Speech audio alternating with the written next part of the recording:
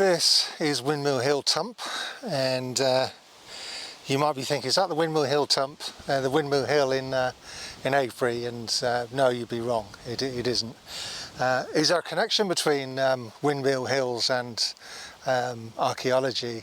There is, but not for the reason you think. These places didn't get, places where windmills are high up. They didn't tend to get the plough as much.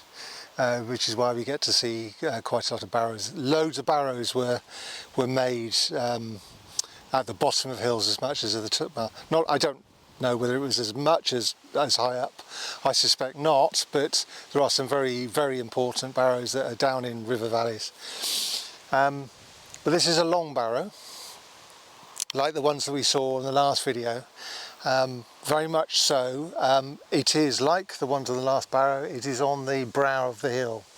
The hill goes, it goes flat, flat, flat, flat, flat, and then drops away. It doesn't drop very far. It's a very shallow valley, but it does. So this is like those other barrows. It has a view over the land. The land can look back at it. What is also interesting about this one compared to the other ones, we're only 2 parishes away from the last video. This is not on alignment where the length of the barrow is along the line of the brow.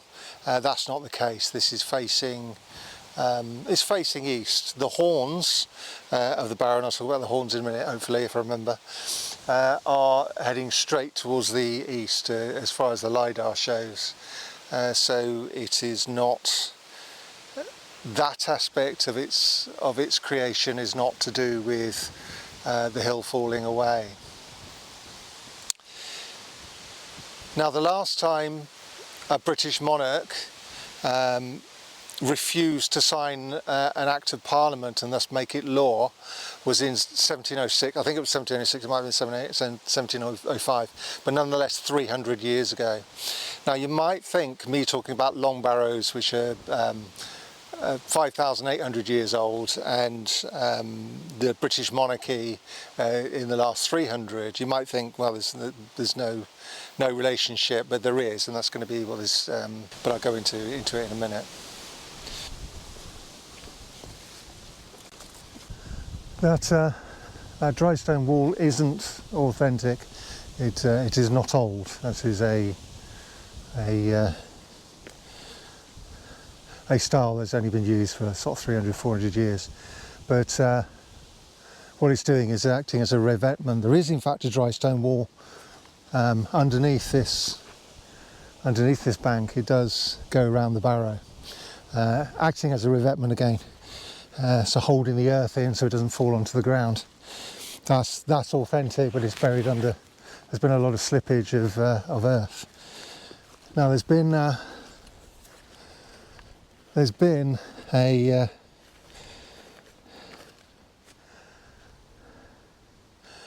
there's 3 chambers here, one of which they've discovered in the last 100 years or so from a tree falling down, and it has chambers going in from the outside rather than a central passage with chambers coming off that, which you'll see with West Kennet Long Barrow. There's another style that has it separate ones. Oh look, there is a chamber.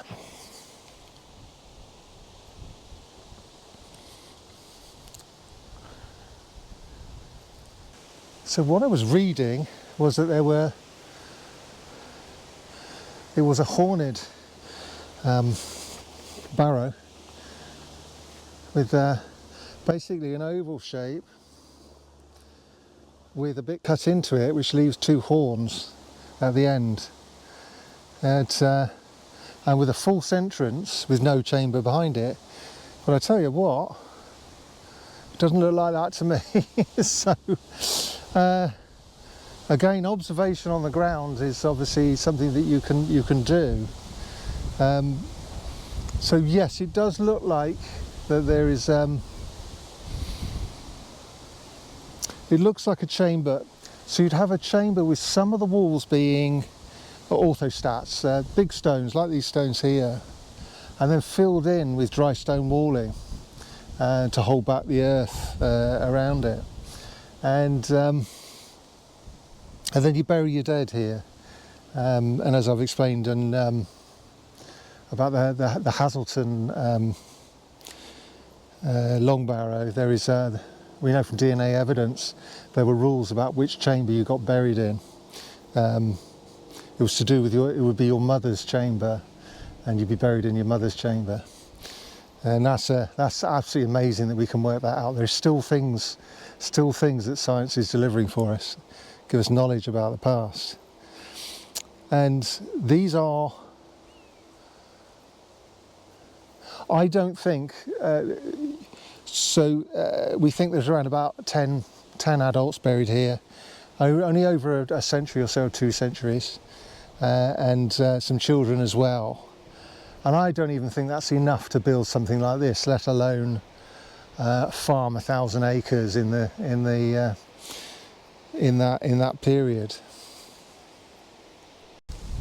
So there must have been lots of other, maybe not lots, plenty of other people to actually do the heavy lifting, the ploughing, looking after the animals. I'm not sure we'd have ploughing in the Neolithic, but cutting down trees, maybe there's mowing for animals, who knows, creating, certainly herding. And you would certainly need labour to build something like this, lots and lots of it. Now, religiously motivated people will do all sorts of things, but I think it's more than 10 people made this. And that 10 people's probably over a couple hundred years, so there would have been other people. So the argument I've always made is that they were an aristocracy. Now that word does annoy people. I have been challenged on it, but you have got a ruling class here, and it is only people who are who have kinship links with the family are buried here, as we know from probably, if Hazelton is the model for the organisation of burials. And there may have been some of the workers fostered into the family or married in, but there's no point in having privilege if you know, if you dilute it too much. So there's been much dug into this barrow, and so yes, there might have been treasure hunting, might have been archaeologists. I've seen archaeological digs that have just left it after they finished digging, just left it as it is, and but sometimes it's for stone, for road building. So there's a Roman road which I'm just heading for now, Oat Hill Lane. Recognised by Marjorie as a Roman road. It's was marked on the OS map as being Roman road, but it's got some. It's on this channel. It's got some problems. So yes, stones from Barrows were used to repair roads, because it's stone that's already been shaped, already ready to make something. Already been shaped to make something, so it's much easier just to, instead of just taking it out of a quarry, just take it out of a barrow and then repair your roads with. So that might be what the quarrying over there was about on the barrow. But now, what is wrong with this road? Let's go and have a look.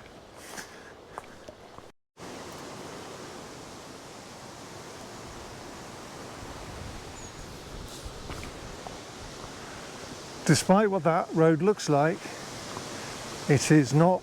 That's about the only straight part on this road.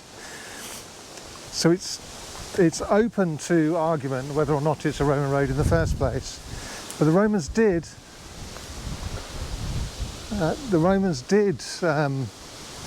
Reuse ridgeways and I mean, the experts mark down the Ridgeway in Berkshire as being a Roman road. But it also, what is more Roman is the road at the bottom of the hill that goes with the portway, which goes with the Ridgeway. And that has your classic strata of slabs. It is a well-made Roman road, which the Ridgeway isn't. But so it at least has that, you know, so the portway has that Roman characteristic. But if you look at it's still not straight. Now I'm hoping to see whether or not there's an agger here. I can't see one. Nope, there's not. And certainly not here.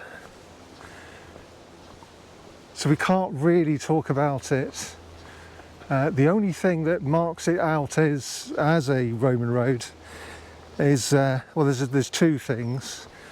One, Marjorie says it is, because it is a fork in the road on the Great Ridgeway coming up from Bath,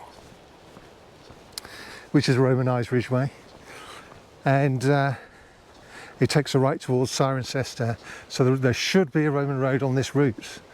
So Marjorie's right about that. But there's also another in this parish. There is a reference to a stret. Oh God, I can't remember now. It might be Streetfield or something like that. I've lost the reference. I don't know where I saw it. However, there is more evidence, and this comes from Kingscote Roman town, which is over here, and we have a Roman villa in Tormarton itself, and we also have Cirencester, the town, the massive Roman city, which tells us that they must be linked in some way. They must be part of a Roman road network. Which suggests that there is a Roman road, but I don't precisely know. Certainly don't. We know it's a record for this parish, but it could equally, Stretfield could equally be the Fossway, which is the boundary of Rodmarton. I've got to keep my eyes open for another barrow. Should be very close to here. What's that? It's a quarry. I might not see it. It's a very tight hedge.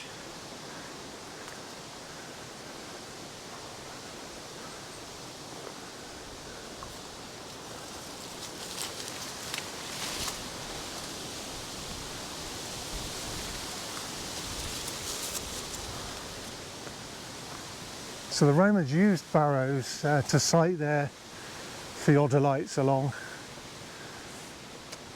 So accidentally setting them up as, there it is I reckon, accidentally setting them up as being part of the British landscape that's as old as time, the Romans integrated themselves for purely functional reasons.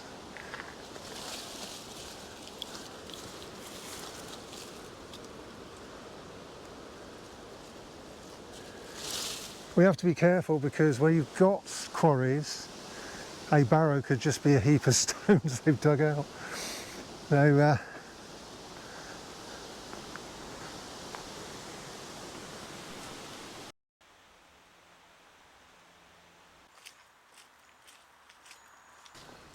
I've abandoned the search for that round barrow, A, because I actually think it's something to do with the workings down there, and B, I don't like being thought of as a nosy Parker, so which is what I start to become, because every inch of land in England is owned by somebody. If you're interested in the landscape, you're going to be a nosy Parker. So if I'm going to do it, I'm going to do it as far as I can away from people's back gardens. I'm just too embarrassed. I've got too much respect for myself to I mean, I'm getting tugged both ways, because part of my self-respect is doing a proper survey showing the context of things, what is around things I'm interested in at the parish level. And that requires me quite often sort of stepping into other people's comfort zones. But I just have to minimise it as much as I can, and you know, try and have as much respect for other people as I have self-respect. But I'm heading north. Is it north? Might be northwest. This isn't. I don't have a Saxon charter. I don't. All I have is some field names. I don't even have a tithe map. So I'm severely hampered.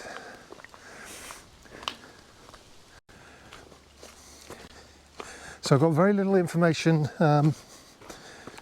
to work with. So when we have a Saxon boundary, if you're looking for a Roman road, perhaps you'll see on a Saxon charter it will say Da Strat, and you know that means a Roman road, but you can't necessarily find out where it was, or you want to confirm where you think it is. You can look at the landmarks either side in the charter of it, and they normally go clockwise, which makes it easier. And say you had a charter that said Chaldebrucke going to Thastrat, going on to Blacanhula. Well, if you've got on your map of the area a Coldbrook, which is the modern version of Chaldebrucke, and you have a hill that perhaps is still called Black Hill, you know that your Thastrat, the street, is the Roman road, is between those two things. You can triangulate, essentially, and know where things are. But all I have is a list of field names from references from old legal documents and court documents from the Middle Ages, and for this parish. And all I'm able to do is reference them to existing names today. I can't, there's no great clue as to where any of them are. So we have a number of wonderful trackway names for this area.